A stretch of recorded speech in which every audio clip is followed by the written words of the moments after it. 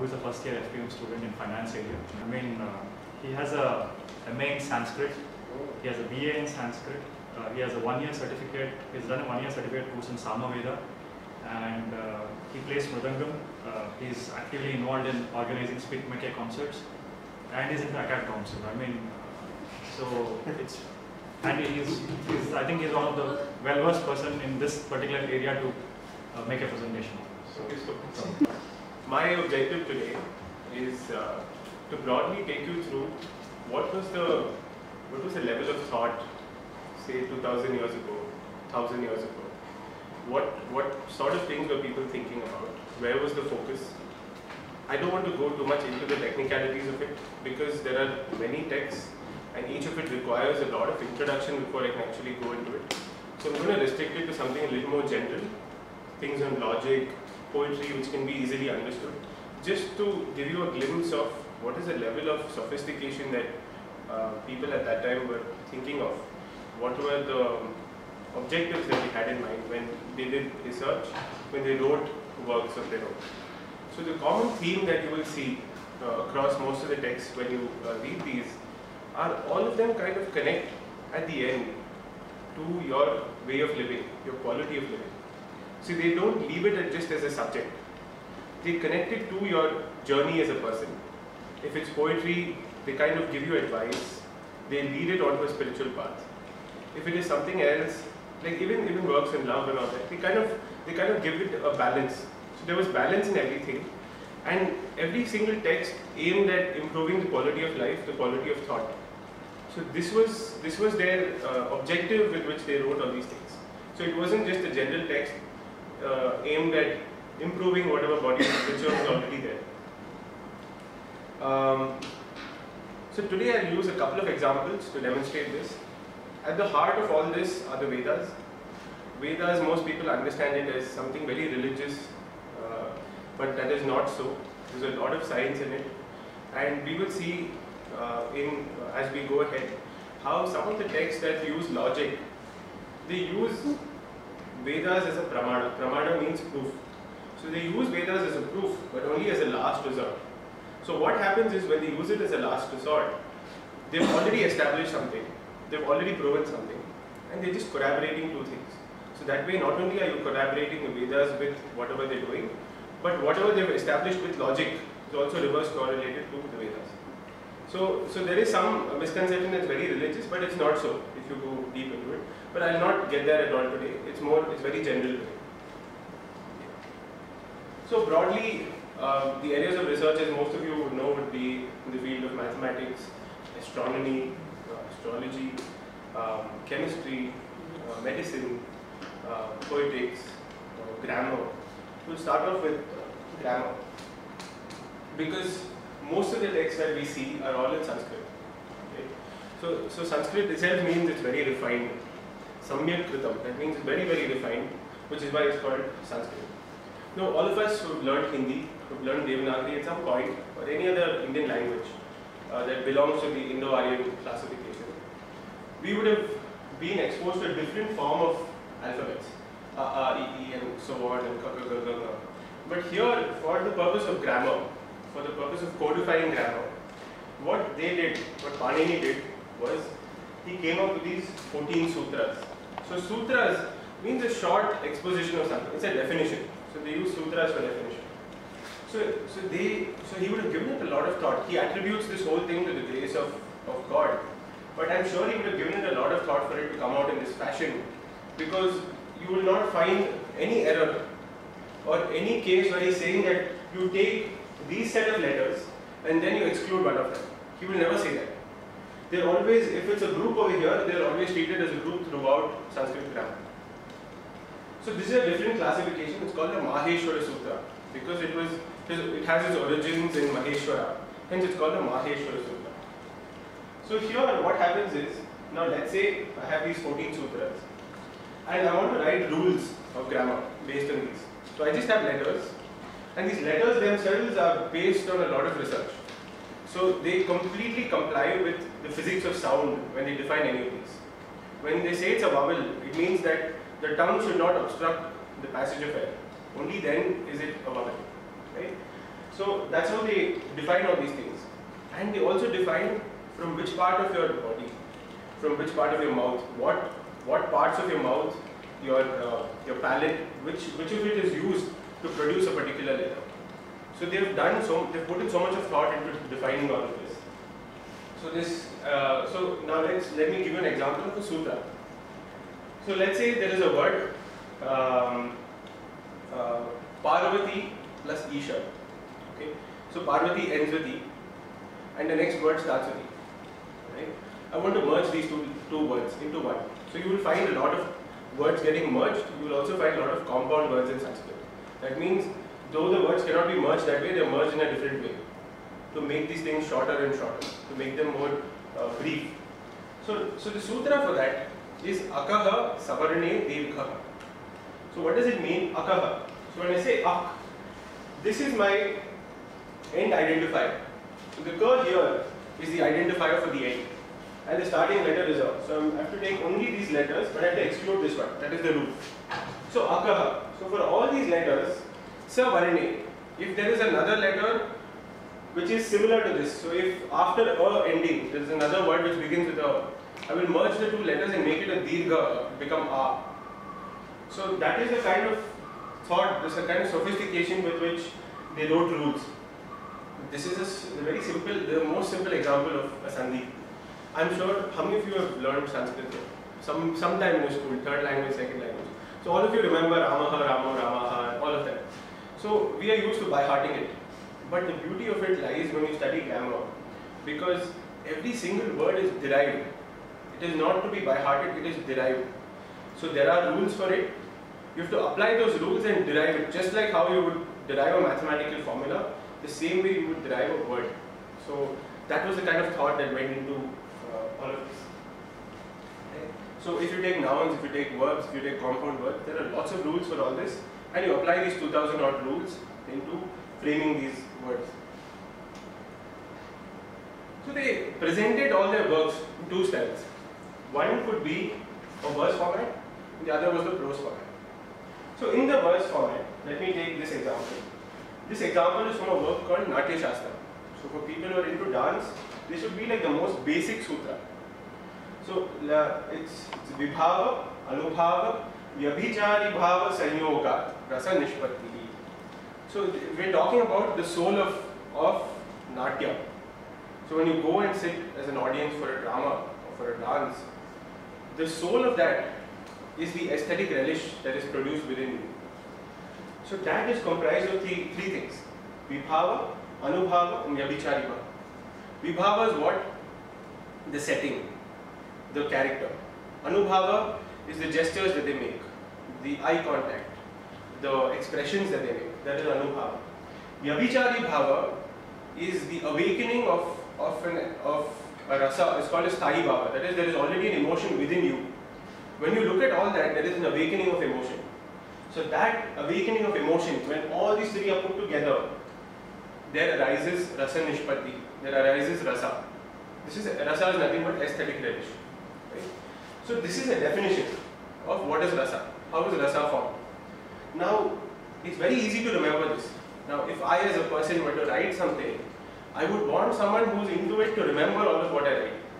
So it's very important to condense everything into as short verses as possible. So there would be a maximum of 100 of these. I can easily remember 100 of them.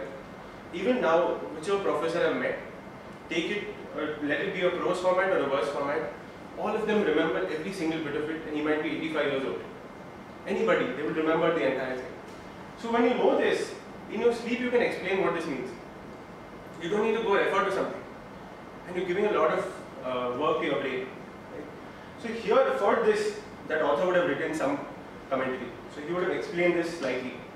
Then some student of his would have written a commentary on that and expounded it further. So that was the style of presentation. This Dirgha Chaturashrasyakshnaya Rajjuhu Parshvamani Tiryakmani Chayat Pritak Bhute Purudastat Ubhayam Karoti. This is, you're taking the square of the long side is equal to the square of the height plus the square of the base. So this is the Pythagoras square. So this would be presented in this way. And if you understood the language of what Mani exact and stuff like that is, if you have an introduction to that text, you would easily understand what he's talking about. Since we don't know what these technical terms are, it's a little hard to understand now. But if you're into this, it becomes very simple to figure out what this is. Right? Let me go to the prose format. So here we used very mathematical examples. This is an example from poetics. Upama. Upama means simile. Right? So we know that there is one simile in English. But there are almost 150 to 160 forms of poetic expressions like simile, metaphors, hyperbole. There are many like this. There are almost 150, 160 varieties. So here he is defining what is a simile.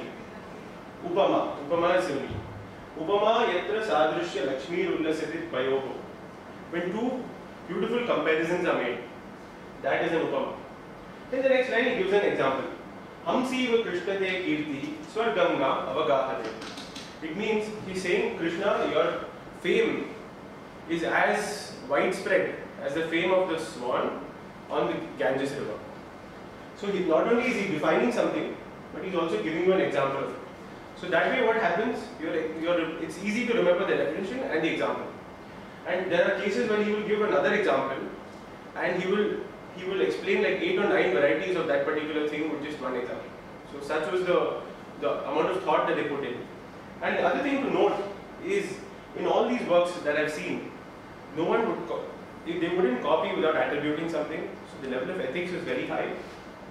And as much as possible, if a particular example was already very good, they wouldn't redo the same thing. They wouldn't make another example to confuse people. They will be like, this is a standard example, and they will just build on it. So they will reduce the work even for a student. So coming to how a work was presented, they started with something called the Anubandha Chatushtaya. That means it talks about 4 things.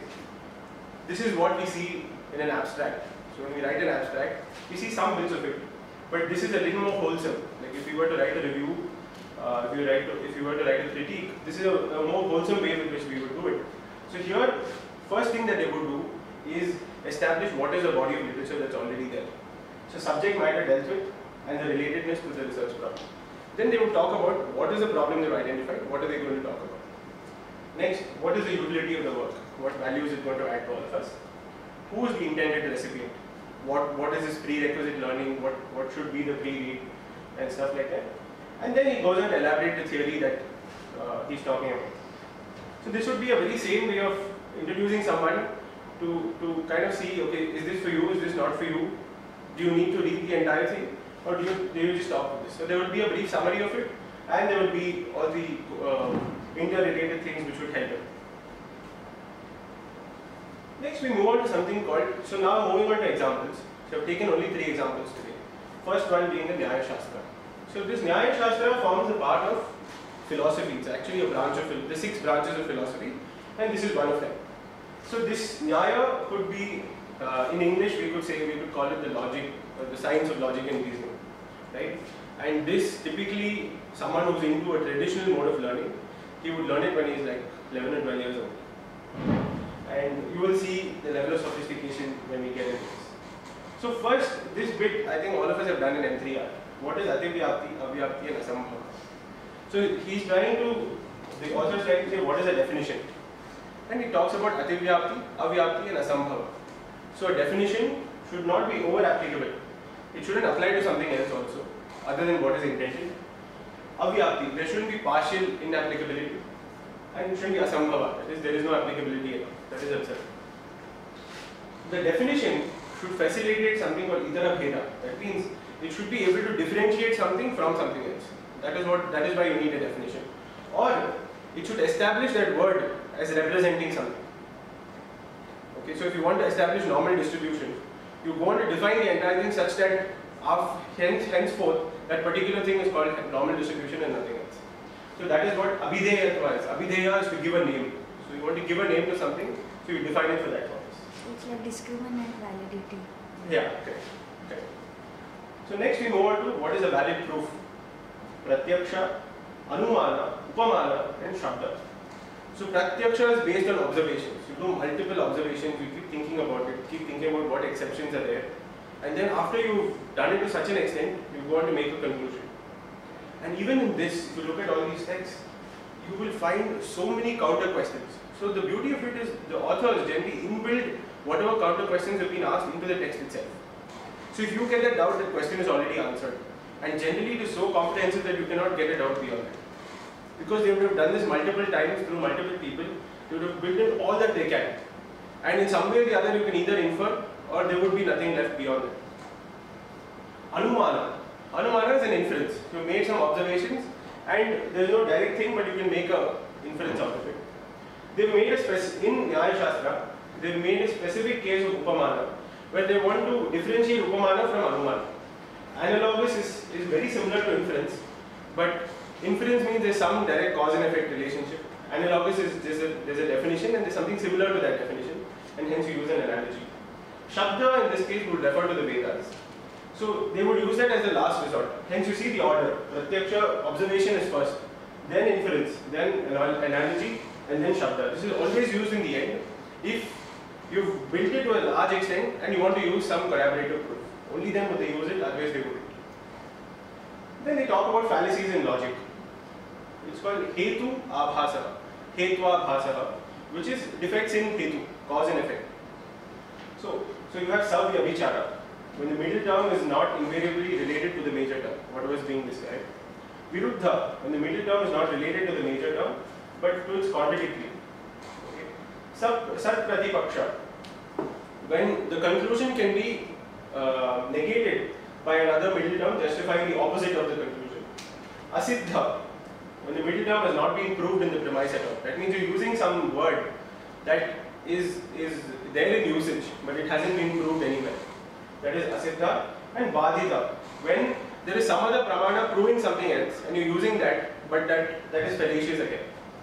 So that is a Hetu Abhasa. So here we are just looking at the basic building blocks of what this is in very brief detail. It's a very large body of work. I've just picked what might be relevant in this particular context. All the works of all these Vedas and maybe texts, who verifies all these rules that you're saying that all these rules have been inbuilt or applied as such. Is there a way or is there a verification that's done before this is pronounced as a text? So there are 6 competing branches of philosophy. So if someone were to introduce something new, the other 5 will jump at it. Okay, and only then would they accept it. So if something is accepted, they would leave it at that. They wouldn't go to dispute it or put it anywhere in their work. Then that guy can very safely say that this is okay. Like in yoga, the Yoga Sutras, a large bit of it is accepted because nobody can dispute lots of it. Similarly in this is built on very basic logics. Like if you see the reasoning, very commonsensical reasoning, nothing complicated. So when something is so logical that it's like obvious, but they're just going about in a nice way to prove the obvious, right? So when they do that, then nobody can actually, like these are all such simple things that they cannot be opposed, that sort of a thing. So let me just give you an introduction of what is there in this body of text. So basically they go on to talk about what are the 7 different kinds of entities that are there in this earth. Okay. Then they talk about 9 different substances. So it's Prithvi, Up, Tejas, Vayu, Akasha, Kala, Manas, and Atma. Okay. Sorry, Prithvi, Tejo, Vayu, Vayuva, Akasha, Kala, Dik, Atma, and Manas. So those are the 9. Okay. So they talk about these basic substances. So what do you mean by Prithvi? So something that can be smelled is Prithvi. Now if you can smell something and it exists in the air and you can't feel it, then how do you call it Prithvi? That means that they go on to an atomic level. That means that atom of Prithvi is there in the air, which is why you can smell it. So they go on to define all these kinds of substances, including the soul. So they go to a large, so let's look at some of the examples here. So first thing is they talk about atoms. They say that when you see a beam of sunlight coming in, there is a continuity to it. It's not single. That means just like how you have a string of, how it makes up cloth. Similarly, this beam of light must be made up of something very subtle. So then they come to the thing of atoms. Like they go on dividing molecules. They call it Trenuka. So 2 molecules put together Trenuka, and 2 atoms put together are called Dvenuka, and they come to the level of atom. And they stop over there saying that if we go beyond this, it's called Anu in Sanskrit. So Anu, we take it as corresponding to an atom. because it's like if you go on dividing beyond that, it will lead to infinite regress. So they stop at the level of atom and say that that is the basic entity that we will consider for all our analysis. So then they say that the universe is made up of the 4 effect elements: Prithvi, Up, Vayu, and Tejas. Okay, so that's fire, water, air, and earth. So those are the 4 constituent elements. And they say that the atoms go on converging into molecules, molecules into bigger molecules, until gross structures are formed, and everything else that is formed in this earth is out of that. So level of discussion is at the level of atoms and molecules, not something very gross. Next, I just brought this up because it's a very peculiar case, just to understand what is the level of debate that was going on at that time. So let's say there is a mud pot, which is like black in color, and then you start heating it, and then it changes color. There is a debate on whether the change in color is because of change in the chemical properties of the atom, or because of some exchange between molecules. So they are actually examining color change at that level. Okay, and this is just one small example I picked up. So I'm sure you can make further conclusions about it. This is another example. I'll explain it and tell me if it rings a bell to something that you already know. Adya Padana Asamavayi Karanam Gurutva. Adya Padana, I missed out a no over here. Adya Padana Asamavayi Karanam Gurutva. So what it means is, Adya Padana, the first moment of fall, not the rest of the fall. There's an object, the first moment of the fall of that object. Adya Padana Asamavayi Karana. Asamavayi means it's a non-inherent cause. The cause is not inherent in that object, but it is from outside somewhere. It's a non-inherent cause. That is called Gurutva. Gravity. Exactly. So that first moment of fall, the rest of it is called velocity according to them. It's called Vega. Vega is velocity. So the rest of the fall is velocity. But that first moment of fall that this body takes, that is called Gurutva. Okay. So there is, if you were to translate it in English, you can call it heaviness, or you can call it gravity, or whatever. But this was there like 2000 years back. So I need not say more. In India, which text? This is called Nyaya Shastra. It's called Tarka Shastra. I'm sure you would have heard of Tarka as a more common word. It's called Nyaya Shastra, written by Gautama. Next, I come to the next 2 examples that I wanted to talk about. So here, we're looking at this text called Dhvanyaloka. So there's this guy from Kashmir, and he hasn't published anything. Okay, not too old either. This is somewhere in the 7th or 8th century. And his name is Anand Vardhara. He's from Kashmir. Okay.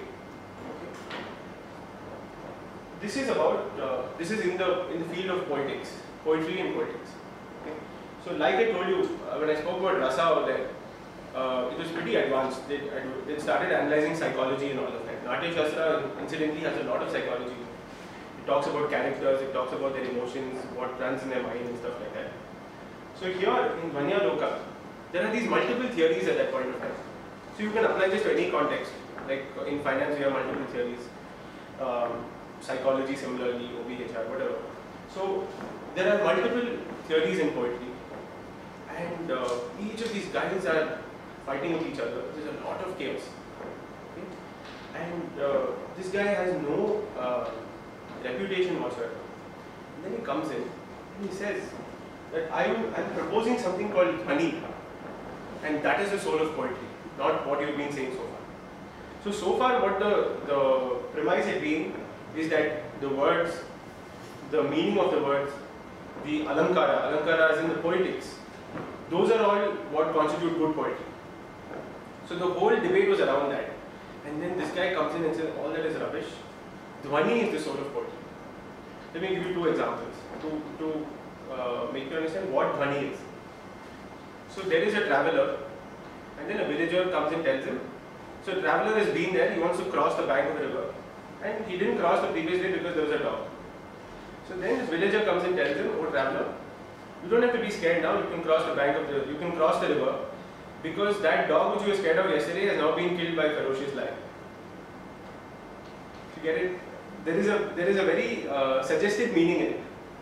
It's not the traditional conventional meaning that's there on the face of it, but there is something more to it inside.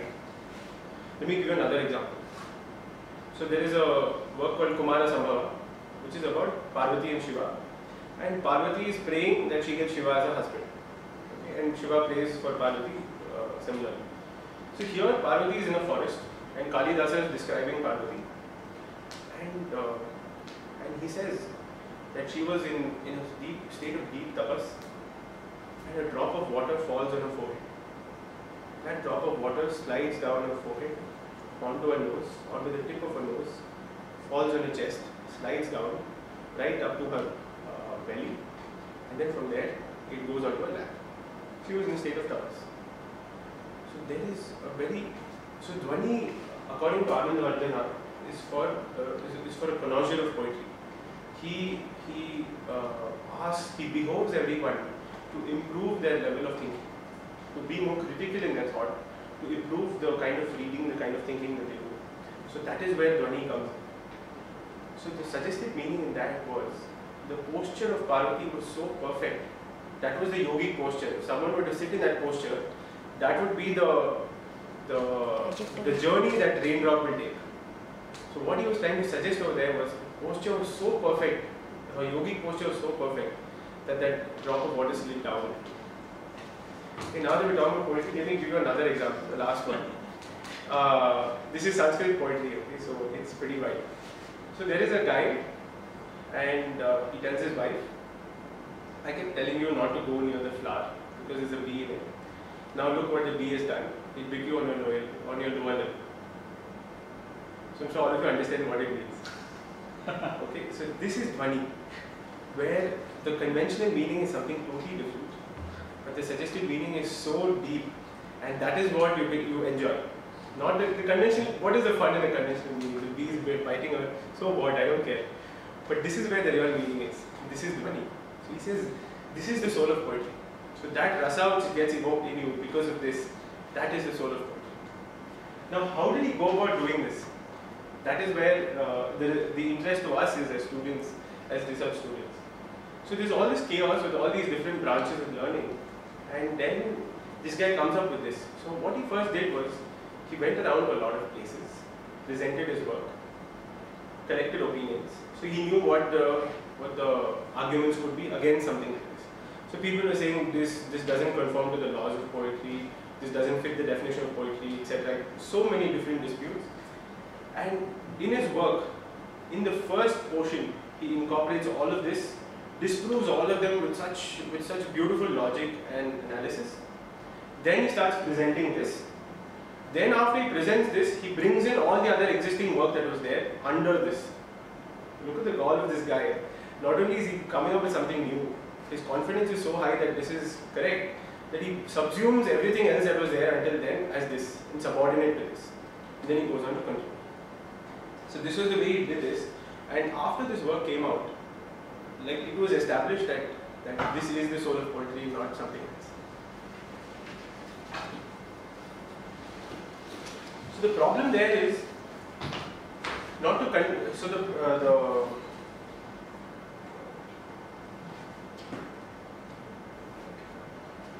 the problem there was, even though the original people might not have been there, the people who actually wrote all those earlier bodies of work, their followers, they are so closed-minded or narrow-minded, they're so close to logic that they're not willing to accept what he's saying. Like if you read the work, it's very logical, you tend to accept it naturally because it's so beautiful. Then we come to this guy called Mamata. He's again from, both these guys are from Kashmir. And he came up with a work called Kavya Prakasha. So Kavya Prakasha is by far the best example of literature review that I've read so far. So he wrote this somewhere in the 11th century. This is again, so once he wrote this, and this man was gone, then there was ensuing chaos again. Because he was gone now, that he couldn't defend his work. Someone else had to be there to kind of, stabilize the whole poetic system because there was so much of chaos. So what he did was, he first defined what were the different parts of poetry, what are the different words in poetry, what are the different technical terms. He sort of established, so he went right to the foundations and explained all of this. Then he started classifying each one of them. He gave a detailed exposition of what each author had come up with so far. What were the developments in this field up to this point. Then he goes on to summarize all of these things. He removes all the unnecessary clutter, just takes in what is the essence of all this, groups all of them, positions them, and says that this is the order in which they report. And it was so thorough because he used examples from Kalidasa, from all the celebrated poets. Same with Anandavardhana. Both of them used very good examples that kind of cemented their whole thing. So their logic was good, the examples that they gave were good, that people could not accept it. You know, they were very convinced. So he did the same thing, where he covered this entire body of literature, brought it to such a point that it was so comprehensive, covered everything that had been done till then. And then he gave his conclusion that this was the order which had to be followed. So what the greatest contribution was the poetry which would have otherwise been lost. Like, let's say there's a lot of dispute still there. One opponent might try to destroy the work of the other. So things like that could happen. So because he wrote this and he kind of put together whatever had happened so far, it kind of cemented the entire thing. It led to a consolidation of the entire subject matter, which is what a literature review should ideally do. And in this entire process, he just presented his basic analysis. He didn't want to add any kind of huge value. Like, he didn't try to be a pundit and try to add more stuff into it and say that I will come up with a new theory and stuff like that. But he just summarized everything and did it so elegantly and beautifully that there are hundreds and hundreds of commentaries written on a literature review. Hundreds of commentaries. There is not one poet who came after him who hasn't written a commentary on it. Everyone's written a commentary on it because it is so precise and so elegant. Right? So I'll end my presentation with this bit from Taittiriya Upanishad, which has, so this is graduating advice that the Guru gives the students. And as academics, as researchers, that is what the Guru and the student, that was the relationship between them. They were going to be teachers of the future. And for us as teachers and researchers of the future, so three things that are relevant for us is Satyam Vada. Speak the truth, pursue the truth. So in your research, pursue the truth. Dharman Chara, what is your dharma as a researcher, as an academic? Follow that. Be ethical, don't deviate from, don't undercut someone, stuff like that. Swadhyaya pravachanabhyam na pramaditavya. Do not stop learning, do not stop teaching. So they say that and kind of end the Taittiriya Upanishad. I'll end my